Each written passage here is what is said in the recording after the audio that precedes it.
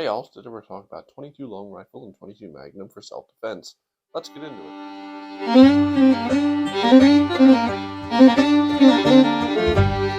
Now, before I get into it, I want to say if you like this content, hit the subscribe button. Really helps me out, helps me find the YouTube algorithm. I really appreciate it. Doesn't cost anything, so thank you. Also down below, coupon codes if you do want to spend some money for the companies that help me out.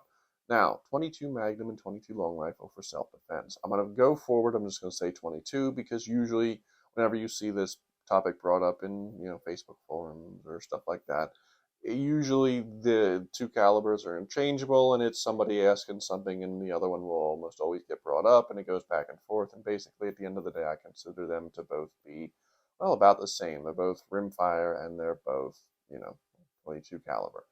So, 22 for self-defense. Here's my thing. At the end of the day, will 22 work for self-defense? Of course it will. 22 is more than lethal. Plenty of people have been killed by 22s. Plenty of people have been injured by 22s. So, it will more than work for self-defense. But, here's the thing. There's a lot of things that have to go right for 22 long rifle to be a useful self-defense caliber. Now, I'm going to say everything after this is basically based off the fact that we're assuming the person keeps fighting. Obviously, most self-defense situations are stopped just by the presentation of a firearm, or that first shot going off usually lets the bad guy know it's not playtime and they go away. But we're going off the basis that that didn't work, that they're still attacking you and you have to, move forward with your self-defense. Self-defense is a lot about shot placement. When you've got a bad guy coming at you, your job as the good guy is to stop them. You're basically incapacitating them regardless, what it takes to do that. You're basically trying to stop them from attacking you to the point where your life is in danger. How you do that generally with a firearm is you're firing at the person and you're trying to hit center mass, or if you want to be Hollywood, you can go for the headshot, but generally you're going to be hitting center mass, hitting vital organs, putting the person out of commission so they stop coming at you. The larger caliber you go with, the more basically room for error you have with that. If you're shooting someone with a larger caliber, it's going to cause more internal damage and have more chance of hitting the vital organs you need to hit to stop that person.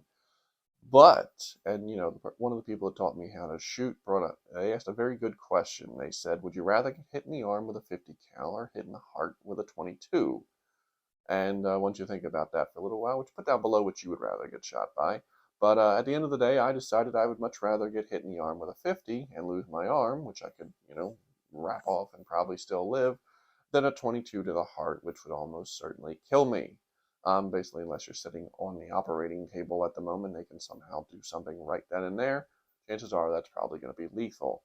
And that's pretty much the premise, why people bring up the argument for 22 for self-defense is if you can get your shots on target, and hit the vital organs that you're trying to do to stop the bad guy from coming at you, basically to end the threat against your life, what more do you need? Well, you don't need a big fancy caliber. They're more expensive. They have higher recoil, higher retort. The guns are usually going to be more expensive. Why not just go with a trusty 22 long rifle?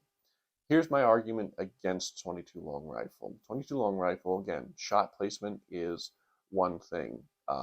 It's not bad, but you're having a lower chance of hitting a vital organ by chance than by on purpose, which, one of the things that people always, you go to the range, you put your paper plate up on the target, you send that out to 10 yards, and sure, it's easy to sit and just, hammer that paper plate at 10 yards and be, hey, I can hit whatever I want to. That's a lot harder to do when someone's charging at you with either a knife, a hammer, who knows. Maybe they're shooting back at you. With shot placement, one of the things that people talk about shot placement is, center mass, you're going to stop someone. Great, except for you don't always necessarily have center mass at your disposal. Maybe you're laying on the ground shooting at someone's legs underneath a car. Maybe, for whatever reason, you don't have center mass or anything vital at your disposal, and you're taking the shots you have. A 22 to the leg is going to do a lot less damage than a 9 mil or a 45 or a 10 mil or something like that. So, in those instances, 22 long rifle, well, its shortcomings are going to become very apparent. But, again, I don't completely discount 22 long rifle for self-defense. It just leaves a lot less margin of error available. For instance, look at it this way: if you were to, if you were to drill a 1-inch hole in the side of an ocean liner, right, it will eventually sink if no one does anything. It'll sink a lot faster if it's a 10-foot wide hole in the side of an ocean liner and nobody does anything. And plus, the odds of that hole sinking the ship, if people are doing something, well, it's pretty easy to fix a 1-inch hole. It's going to be a lot harder to fix a 10-inch wide hole. So, and obviously this person that's coming at you, maybe they might try and do something to stop themselves from dying or being incapacitated if they're coming at you. So being able to apply much more damage to a self-defense situation is never a bad thing. But that's pretty much my thoughts on 22 long rifle and why I say it's not necessarily the best.